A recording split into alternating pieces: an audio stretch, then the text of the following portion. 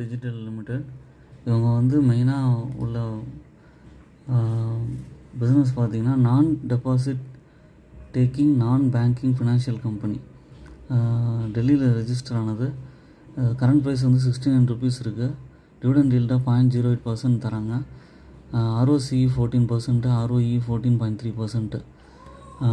இது செப்டம்பர் 2023 28 94 வரைக்கும் போயிட்டு அப்புறம் ஒரு கரெக்ஷன் நடந்து சைட்வேஸ்லேருந்து இப்போ அப்பா இருக்குது. ப்ரொமோட்டர் ஹோல்டிங் பார்த்திங்கன்னா இன்றைக்கி நல்லாவே இன்க்ரீஸ் ஆகிருக்கு.